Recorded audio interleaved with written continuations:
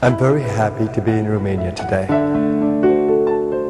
I want to thank you for the invitation to speak to you. I have a message today that I think the whole world needs to hear. And that is how to live, learn how to live the human experience masterfully and fully. I call it a human experience because we are not just physical beings as we are told. Listen to these words. We are not just physical beings as we've been told. We are spiritual beings having a human experience. We are spiritual beings having a human experience. What does a spiritual being mean? It means, as we are told by ancient cultures, that we are not matter, but we are consciousness. And in the modern physics of today, we are learning a lot about the observer. We are learning a lot about that conscious being that is inside, that is observing an entire human experience. Are you ready for this? Are you ready to take a step to know who you are? A consciousness being in a human experience. Today, I take you on a journey in the inner world that you may begin to be aware that you're much more than a physical being.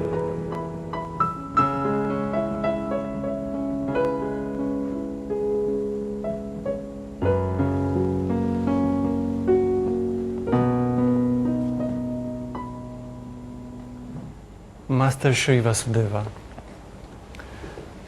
we are profoundly honored that you are here, and we are much, much more than we think we are.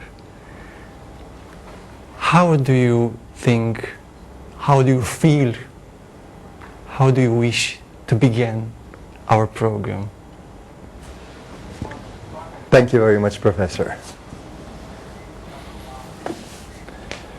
As I defined it earlier, we are spiritual beings in a human experience. I think it's extremely important to understand the concept of what a spiritual being is. Education, as we know it, informs us that we are physical beings, that we are made of matter. And if we are to accept that, then we are doomed to die and to age and to have disease. Do we really feel that deep in our hearts that we are just physical beings that are wasting away and who will eventually die? So, I'm excited about a new field, the quantum field, that redefines all of human existence as an energy experience and as an energy phenomenon. But underlying energy, there is another substratum, the source of energy. It's a conscious universe. It's a conscious universe. Behind the energy, there is something else. Today, we are learning from the quantum thinking that everything is about energy. And it's a conscious universe. We need to give attention to the observer. Ancient cultures told us a lot about this. It's nothing new. The quantum idea is nothing new. So there's a lot of excitement in my being because I made a journey in my early life, in my 20s. I made a journey into the inner space. Mm-hmm. Mm-hmm. And I had a quantum experience in the inner space, far before I could even appreciate the word quantum. far before.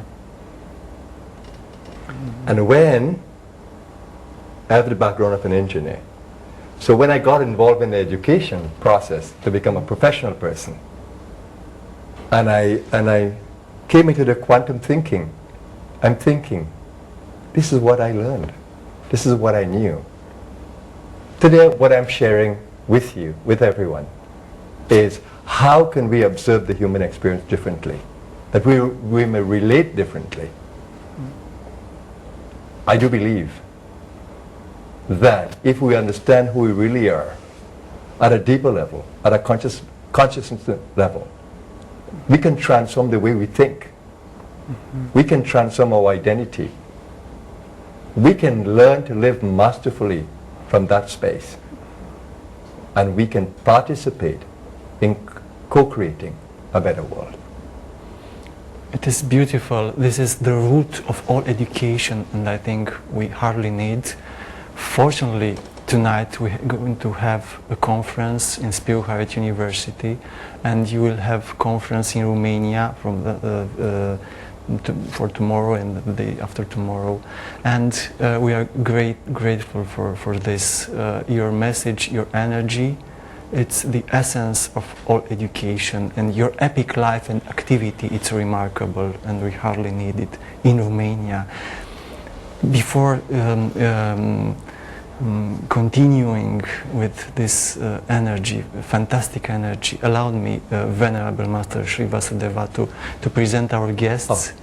Maybe I don't know with so beautiful beings. With whom shall I start? I think you should start with Diane, Dr. Raluca Kostaki.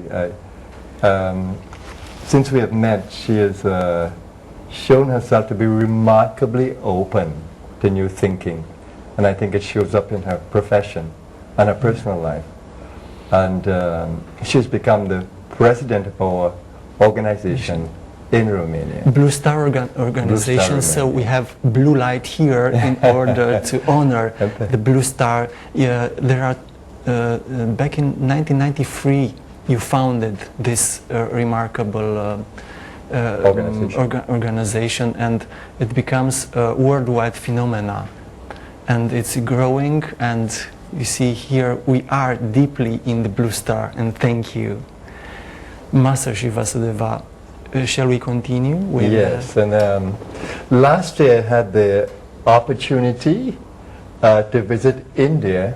Yes. And on invitation to the organization of Dr. Dinesh Khatri and his family. He is an Ayurvedic specialist, and also he is the founder and director, managing director of this beautiful non-profit organization.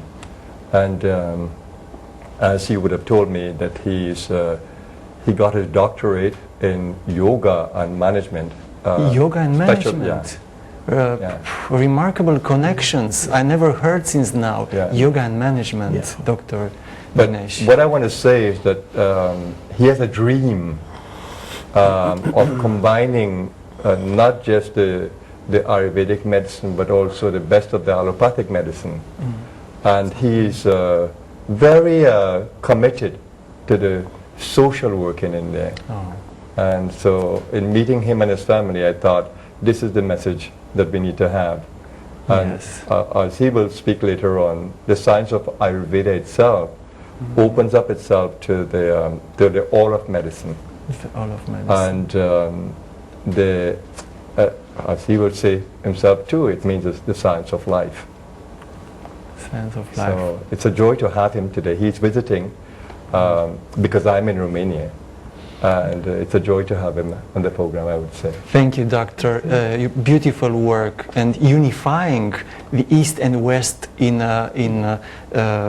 medicine. And this is a rare effort. Thank you. Yes, Master Sri Vasudeva, and we also have a special guest here. Dr. Mircea Nitsa is a very dear friend of mine. I think from the first time I came to Romania, he's been fascinated by my scientific thinking and combining ancient wisdom with modern science. And since then we've become even dearer friends, and he's been studying and learning from my teachings, and every time I come I see more and more passion for it. So it's a joy to have him on this program today together with me.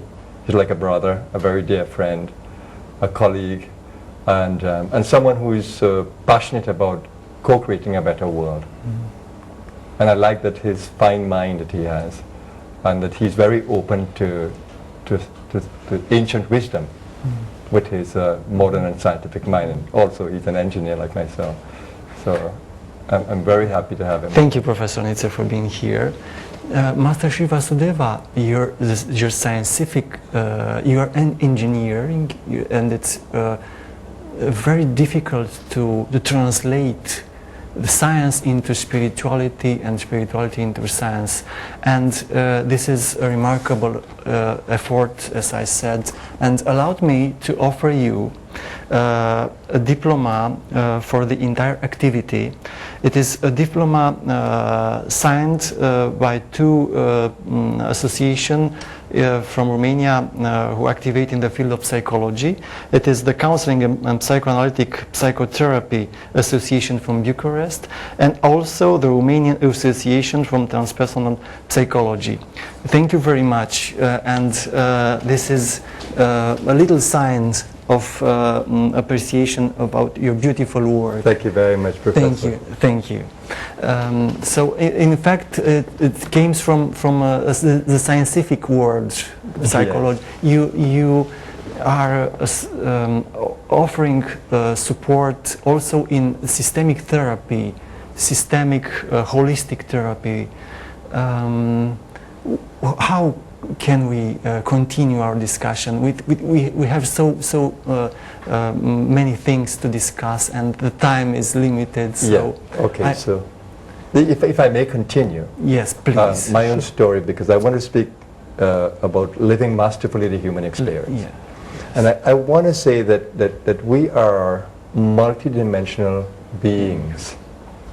And in our everyday experience as multidimensional beings, we need to be attentive to every level of energy that we experience, yes, and every level of interaction with our world.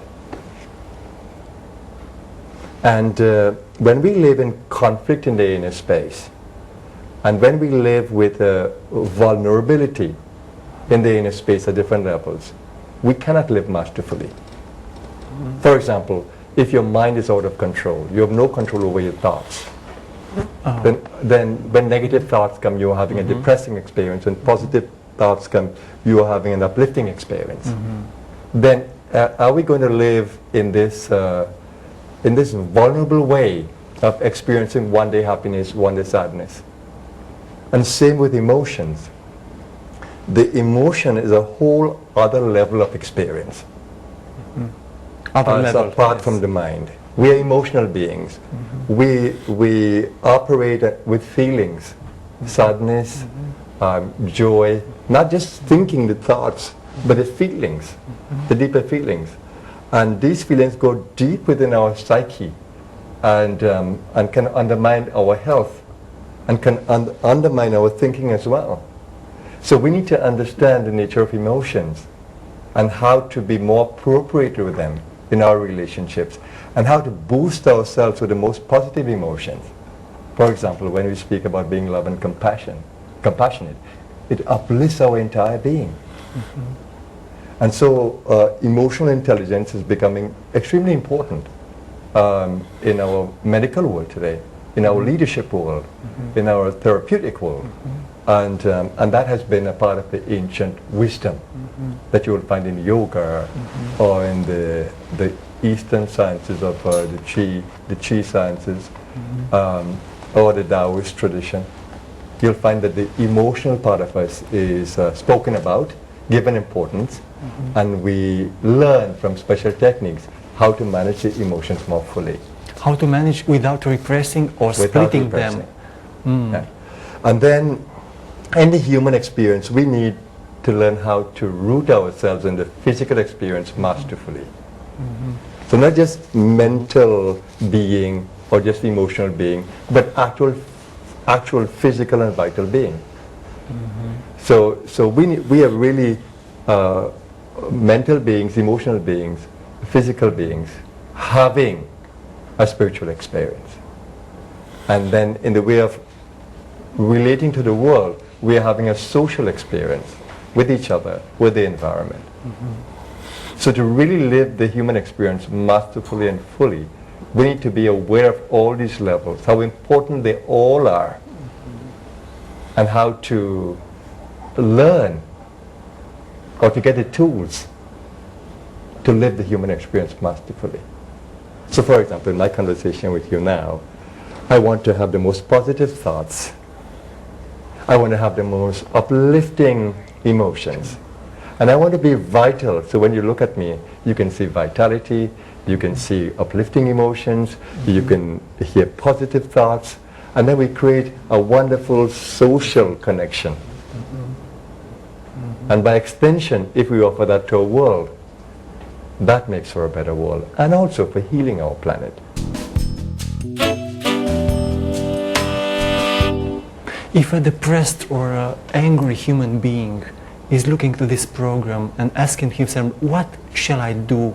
With what landmark I have to begin in order to change my life? Venerable Master, what will be the answer? Yeah. Thank you, Professor. But my first thinking is that you need to accept that it is there in the human experience. So along with the light or the uplifting experiences, we need to also appreciate the darkness. It exists. So we should not deny it or repress it, but to think, what is this experience doing to me? What is anger doing to me? What is loneliness doing to me? What are the negative thoughts doing to me? And when we begin to really observe objectively what these things are doing to us, then we would realize that I don't like this. So to be able to see everything as an experience in my being, in my consciousness, then I can really decide, do I really want this? And when I make such a decision, I need to ask myself, I need to be open, ask myself, is there more in the human experience than just this? And that opens my mind to a lot of new ideas and thinking creatively. To open, to and be to open. have courage to be open, because usually we are feeling frightened, and we are trying to control and to remain in the same areas of our life, not to open. I learned today these keywords, to open, and not to descend my mind in the heart, but to open. To open up. Like a flower. Absolutely. Blossoming. Yes, so I may suggest that these people, my friends here, they are really, they have expertise in different areas that also can speak to what I'm saying. So I think it would be a joy to include them in our conversation. Of course. Do you wish to begin with Dr. Dinesh, maybe? Or yeah. Please. In continuation of the angerness, the human body, research in the Ayurveda says, when you are angry, you secrete the toxins in your body, which can kill the 80 elephants at a time. And on the other hand, when we meditate, we can do the kindness, we can uplift the humankind, the mankind, we can serve the society. This is the difference between the angerness and the love. This is our body, human body, which is made to benign, to make the kindness for all the society. So angerness equal toxicity. Toxicity. And acidity in our body. Yeah, and this acidity, toxins in our body. You say the poison in our body is created from the angerness. When you become the anger, the lot of poison is accumulated in your body, and the power of that poison is that you can kill the 80 elephants at a time. Yes. On the other hand, when we meditate for the society, we meditate for this living beings. We can make the kindness, we can help the society with our meditation. This is the philosophy of the yoga also. And sorry for interrupting you. There are people who grow in a toxic environments. Yes. I mean, with negative emotions, Yes, and negative they are emotions. repeating. In fact, Yes, it's so difficult sometimes Yes. to change that. Yes. But what I would like to add is that Dr. Khatri is speaking about using meditation Yes. to sort of be able to deal with the toxicity of the deal, negative. Yes. Yeah. But then the question comes, what is meditation? Meditation. Oh. Yes. Because for some it might mean sitting, closing the eyes, shutting off from everything and going inside. But that can be a very disturbing experience for those who may not know what is inside. Because there are a lot of negative thoughts inside, a lot of negative emotions inside. So just to define in a modern sense what meditation is, it is the art of centering in the most beautiful part of you, the most divine part of you, the most uplifting part of you, with eyes open or eyes closed. The reason why we begin meditation with closing the eyes or going within is so that we can shut off from the world that challenges us. And we go inside with a technique. Sometimes the breath is used, or sometimes a prayer is used, or an affirmation is used. But it's only a tool for centering, bringing ourselves back to our source, to our true self. And the moment we do that, we'll begin to feel more at peace with the world, more in harmony with the world. But ultimately, meditation means being in harmony with everything. Everything. Everything. Even with the sadness. Even with the sadness, to be able to accept the sadness and say, I choose differently. There's sadness in me, I can see it, but I want to choose differently. I accept that it is there, but I want to go for the happiness, because I can see that when I'm happy, I'm having a better experience. To accept even cancer or a disease who trouble us so much, and we are so feel fear. All right, but let's say the advent of cancer in the body should sort of inform us that maybe we have done something wrong. Yes. Maybe there is some imbalance in us. So I think all disease stem from some sort of imbalance within. And we need, so disease can actually be a blessing in disguise to make us more aware of the things we shouldn't do. And pain, I always believe, is a signal telling us that we're going the wrong way. But I'm sure that the medical doctors will say more. Please, Dr. Olga-Stache. So the illness, it is a blessing in disguise. A beautiful formula. Yes. Thank you, Professor Georgescu. Allow me to participate in our talk. I will speak in Romanian for our viewers. Yes? Or you? No, we continue maybe in English. Oh, please. okay, I will continue in English. So, thank you, Master Vasudeva. Allow me to be here with you and all the distinguished guests. So, from my point of view, illness, as Master Vasudeva said, is just a bell ringing you that something is not going wrong. You are not on the right way, and you must stop in this point of your life and come back inside. Come back and find yourself, because all our tools are with us, are inside of us, are part of our soul experience and our body. Our body has all the necessary things to heal itself. And speaking from the quantum point of view, this is really happening right now, right in this moment. You must only find out how to tune yourself to this immense power of your spirit and with your soul. So medicine, it's an art. It's an art of your soul healing itself. It's part of your human experience. So you must enjoy it fully. Thank you. So the disease is a waking bell. But if I may say something, I love what you said about you just need to tune in to that space inside, or energy inside, that can bring in the healing. I think that is fantastic. That means it exists there. There's a space inside where we have a continuous wellspring of wellness So that's exciting because that's the quantum idea, that it's somewhere deep inside of me, at the very source of being, there is no disease, no imbalance at all. And if I can tune myself to that, then I can bring that wonderful energy into the space. And here's a doctor and quantum thinking. Yes, Doctor. Professor Nietzsche. Is remarkable, so inexhaustible source of Absolutely, wellness, absolutely. the doctor is inside us with capital D, isn't it, Professor Nietzsche? Thank you for being here. It is not for the first time. I'm very happy to be here. So, what do you feel about all those ideas, precious ideas? Yes, thank you very much that I'm here. You see, quantum physics, it's fantastic because of the last development of the physics.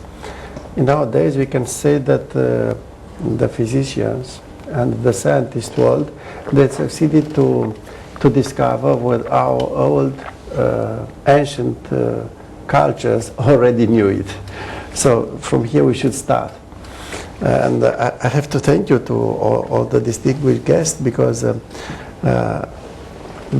we can speak about external balancing and inner side balancing. And the game is very interesting from the point of view of the quantum because both of these types of equilibrium are mixed at the same time. But for understanding, it's better to speak first of all about external behavior, external equilibrium, and inner side equilibrium. So external, outside, we are working daily, we are going to our jobs, we are thinking, we are feeling our emotions. So this means that we are focused on the external activity. We are trying to be very much adaptive from the energetical point of view. We are trying to be adaptive to the situations we experience daily, even during the night. But when we are going inner side, here outside we can be balanced or imbalanced. When we are going inner side, we can see something very, very interesting. What Mr. Doctor said, and also our distinguished guest, when we are going inner side in our sacred space, here all the time we can improve and we can stay more in our inner side balance. So slowly, of course there are lots of techniques and lots of tools to discover this. From the quantum physics, both of equilibrium, they are mixed at the same time, in the same time and space, but suddenly we can transcend the time and the space, even the context that we can survive. So that we are experiencing. Because from the point of view of the quantum, we are not only particle, we are also a wave of energy. When we are thinking, this means that we emit wave of energies. But yes, please. Yeah, no. I become excited about not just the emission of energies, Yes. but the source. Yes. And the reason why, as you all were thinking, I'm thinking that what makes this human experience beautiful? What makes it delightful? And it has to be that there is something inside of us that is immortal, that contains everything, that has everything, that can bring everything that is beautiful to fore. And if I'm living this human experience, I need to know that. In fact, on my own journey, as a young man of 20, I became so obsessed about mastering my mind. Why can't I have the most uplifting consciousness in every moment? So I became so excited about that. And why can't I live in the fullness of love in every moment? And why can't I feel my connection to my creator, whoever that is? I need to have these. So I became excited about a different source. And we are speaking with excitement about what kind of waves we can create, the quantum waves, which is, of course is non-physical. But my excitement in this whole conversation and in life itself is identifying who I am and actually feeling that as a real experience in daily life. And I'm thinking, those who are listening, how will they relate to this conversation in terms of how can I understand this conversation? And for me, the excitement of the conversation is speaking about a different reality that exists now. For example, even in the conversation or in everyday life, in everything we do, if we can go to a place where we are more conscious of the wholeness of the experience, and no matter what the challenge is, anger, hate, negativity, if we can tell ourselves in that particular moment that there exists another place inside of me where that is perfectly calm, perfectly healthy, perfectly loving, if I can appreciate that space inside of me that is different, then I can redefine me. I can redefine me. Then I don't have a thing that I'm going to die, that a sickness is me. It exists in my experience. But at the source of my being, at the source of my mind, at the source of my emotional being, at the source of my physical experience, that I can manage this disease differently. So the pivotal question is, who am I? If there's a source within me of infinite being or infinite consciousness or infinite energy, then how can I go there? So am I that? Am I that? And then how can I make that jump? How can I shift the consciousness, as the Dr. Uluka was saying? How do I tune in this consciousness that I have now into something higher? Yes. And that is the promise of the new science or the Ayurveda or the yoga or the chi. That is the promise, to come into a higher consciousness, that we may appreciate the human experience in a different way, and that we have an armory of tools to deal with the human experience differently. That has been the excitement of my whole life. Learning to live differently to what I see around me. To learn to live different, yes. And allowed me to say who you are. You are an angel among us, and Carmen Ene dedicate this beautiful painting to you called Angels Among Us, and allowed me now to offer you the book when we are fortunate that you are in this book and in the project Walk the Talk in Education. So a project when we try to see better, to be conscious of the perennial values which are the core of the education. And this project belongs to Spiru Hayat University, and it is an honor, Venerable Master Shri Vasudeva, to offer you also this book. Please, thank you. Thank you. Yes. Inexhaustible source of healing, opening our heart and redefining ourselves. And you have two doctors here, in fact who are holistic doctors, and we are trying to bring the mainstream science of medical science into the field of traditional medicine, isn't it, doctors? Shall we give us another taste of your work? Yes. We were discussing about the imbalance in our body. Ayurveda, which is the science, oldest science, 5,000 years ago, invented by the rishis, monks in the Himalaya. It is not man-made, it is created by the intellectual mind. This science written in the Vedas, the sacred books of the India, 4, Rigved, Samved, Yajurved and Ayurved. So we measure the imbalances in our body by the three, Vata, Pitta and Kapha. Everybody, human body consists of these three levels in our body, which become imbalanced. It creates the disease in our body. How we make to balance all these doshas? We have been given the daily routine through which we can make our doshas in balance. You have to follow the right practice of the food. Yeah. Until or unless we are not righteous for our yam and niyam, as we say in the yoga, we do not follow our diet, we do not follow our character, we do not follow our daily regime, then there will be no effect of the yoga and meditation in our body. So first we have to follow the yam, niyam and asanas. In the same way, Ayurveda also says that you have to follow the 8 principles or 8 daily routine which you have to follow for your healthy life. You have to wake up early before sunrise, you have to drink the hot water, you have to make the gargles with the hot water. So the toxins which had been accumulated in your body should come out. Your colon and your bladder should be clean. Then you have to do the little massage in your body. You have to take the bath. You have to do the meditation. Then you have to take the warm food. These are all the basic principles. So we have to change the styles of our life. And we were asking about the cancer also.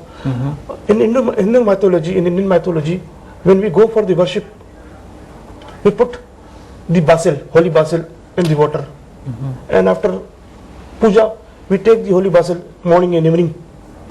It is very good source of immunology.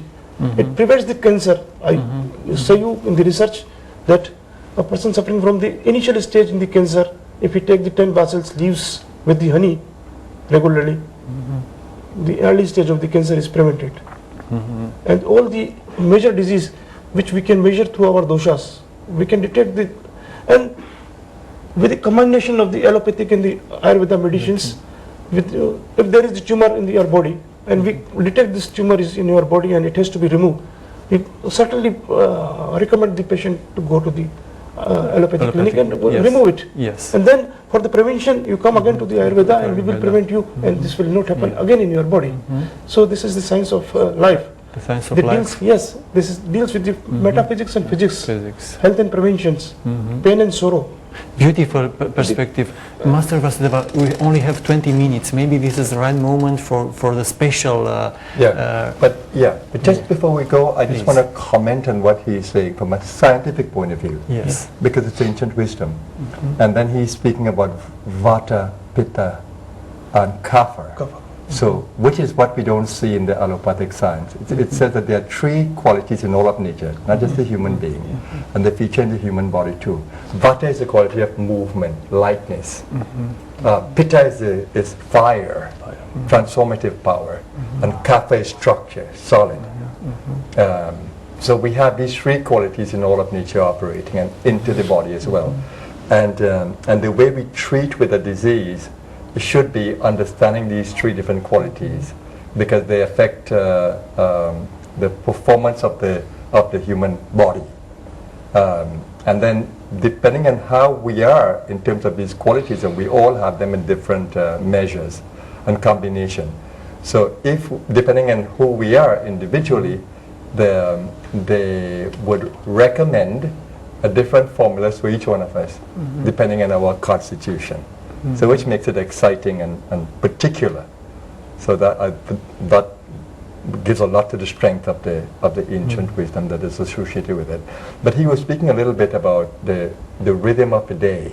Yes. It's called Dinacharya in the Ayurveda. And in that 24 hours it says that the Vata, Pitta and Kapha have different periods. And we should do different things during those periods. So if we look at it very carefully, we'll see a structure of how to live our day biologically, staying with the biological rhythm of the day, which I find to be extremely exciting. It's very, very important. Yes, do you I think we should bring Dr. Saroj on. Yes, please. But I just want to describe what she's going to do. Yes, maybe we can invite the doctor here, and maybe you Master, as you done with another guest, to present her a little bit, please. Yes, sure. please, doctor. And Please, yes. And we have with us Dr. Saroj Sharma Khatri, and she's a professional having a PhD in yoga and dance, a unique combination. Yoga and dance, Yoga and PhD. dance. And what is amazing about her, she has used the dance as therapy. Now, Indian dance is fascinating, and she's an expert in the Indian dance. And we're going to see that in the performance, which you're allowing now. It's a great joy.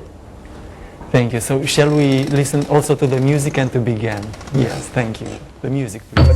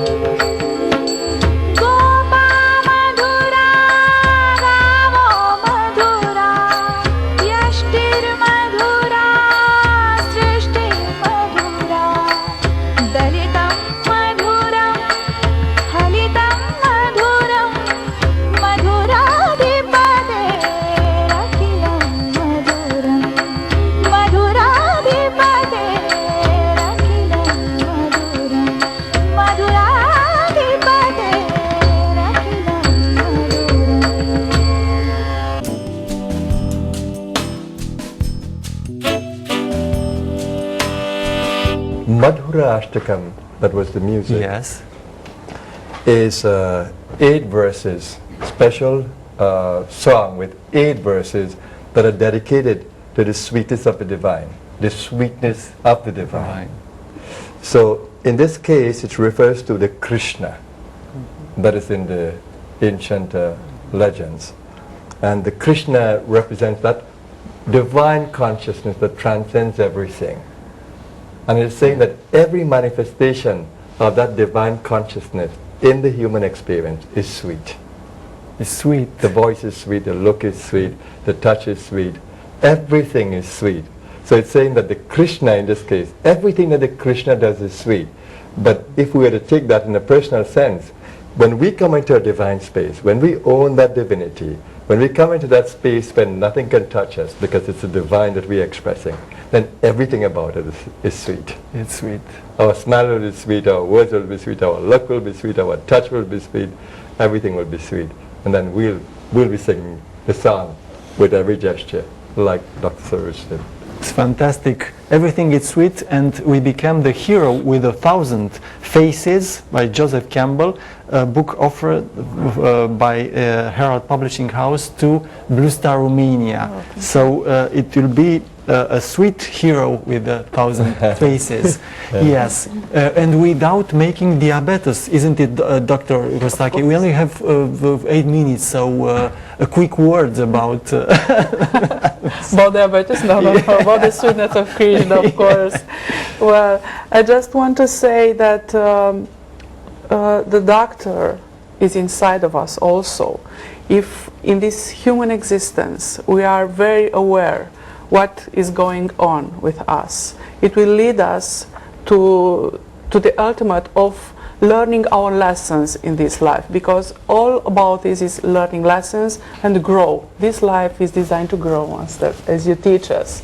And we must we must raise above illness, above sufferings. This is the key of the healing process, and leave our body to heal itself using the natural things, because we are part of the nature. All our atoms in our structures is the same that are in the nature.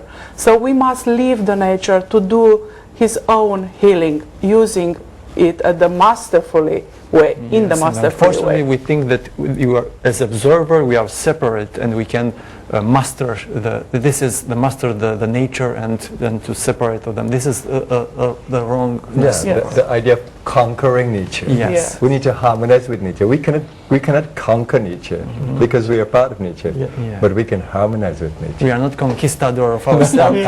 No, absolutely not. Professor Nietzsche, I think you are always the last one who is speaking, but the most distinguished also guest. So please. So my keywords just at the end of this special show are based on integration, harmonizing, and inner self-coherence. Why? Because like our distinguished guest said, we must integrate with the nature. Outside nature and inside nature. We must harmonize with the nature. We must harmonize the new knowledge with our very old knowledge, that the old knowledge nowadays is not updated.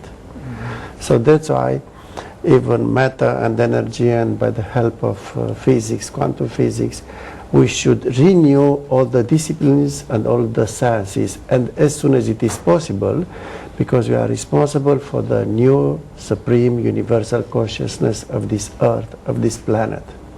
And the third keyword is, how can we assure our inner self-coherence? This is what we have to develop for the future. And what I want to underline, and I'm here just very happy because our distinguished Sri Vasudeva is here, I want to underline the linking between his knowledge, a very old knowledge, and our old Romanian space. Because he already visited, when he came for the first time in Romania, he asked me, please, you have here a very special mountain, I want to go to see and visit Sphinx.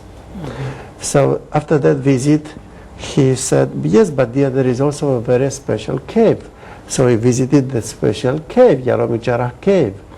So you see, his old roots are also the roots from Romanian space. And if you are going to the deepest wisdom of Zamolxis, you know that during Zamolxis' consciousness that happened in this Carpathian space, not only in Romania, even closing Romania area, the old consciousness was based on the fact that when we have been born, the old Zamolxian people, they were crying, but when they were dying, they were laughing. So you see, the immortal consciousness is now brought by quantum physics. The immortal consciousness is brought once again from the roots of the Hindu people, starting with Krishna, then with the same Trinity, Brahma, Vishnu, and Shiva. The immortal consciousness and thinking is once again brought by our distinguished guest, Sri Vasudeva. If I'm going to Mr. Dr. Aluka, she's telling us that cancer can be, of course, healed with our inner self tools, because we have this capacity. And Mr. Dr. Dinesh is coming with the Ayurvedic approach that is also a very old Asian tradition. So you can see, as a matter of fact, we are not at all separated. We are in the same planet, we are in the same time and space. If we transcend, if we succeed to transcend, and we must do it in this life, then we can all the time be in the same state of happiness. And just before, the people, then not only the Romanian people, they must know that there is a special law, let's say a special decision. It was the decision number 65 per 309 coming from United Nations. And where is written there that all the people and all the states must immediately go and design policies oriented to happiness of the people. So why not let us speak about peace once again, because when peace is coming, it is easier even for the politicians and for the states to lead this planet. So the supreme consciousness and the superior one can be based on the teaching of our distinguished guest and not only.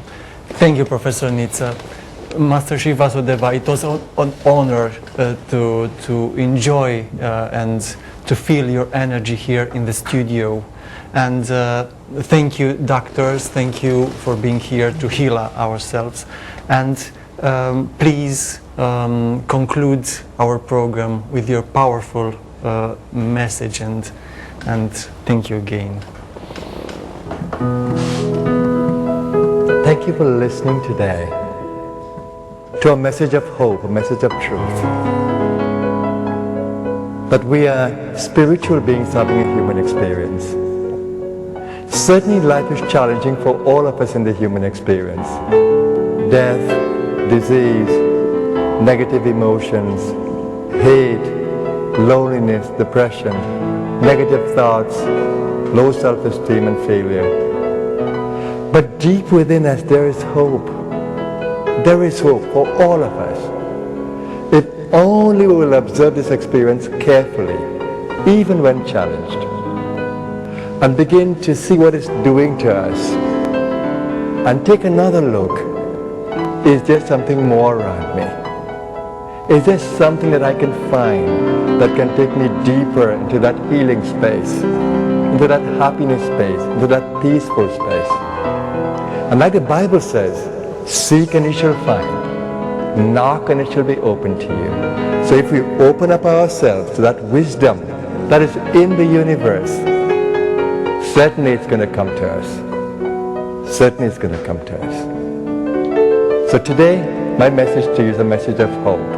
That deep within us, at the very core of our being, is the divine existing as immortal consciousness, as spiritual consciousness. Let's open up the space, and peace, love, and goodness will take us there.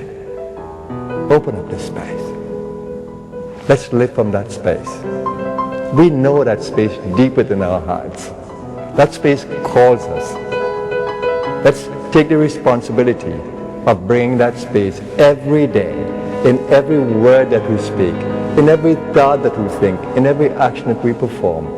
Let's bring that divine consciousness of peace, of love, of goodness, of understanding into this space. My prayer is that this country will rise in its beauty of its innate spirituality. It's a spiritual country. Your country is a spiritual country.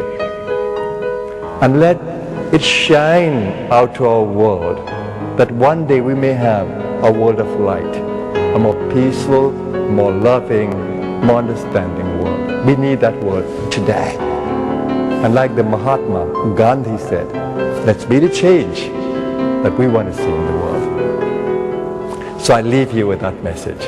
Let's be the change that we want to see in the world. Thank you so much for listening to me, listening to us, and to the message of the Blue Star. The God within me bows to the God within you. Thank you.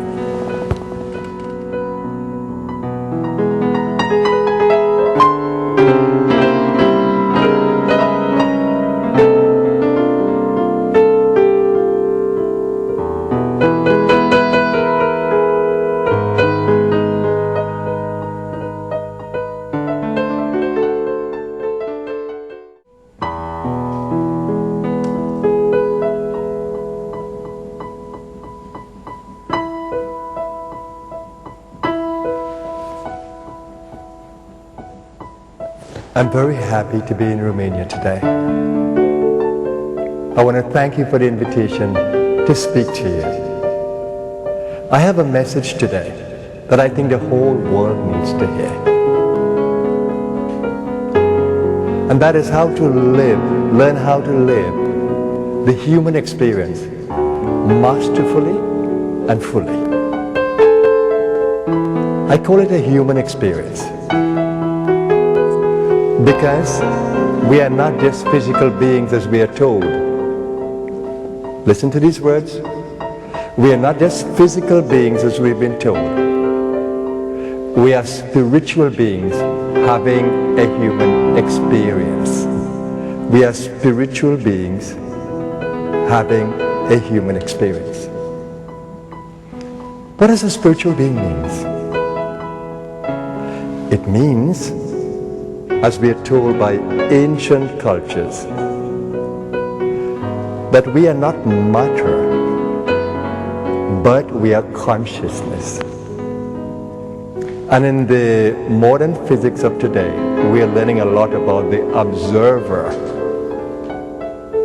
We are learning a lot about that conscious being that is inside, that is observing an entire human experience.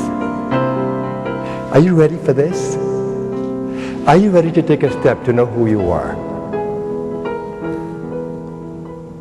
A consciousness being in a human experience.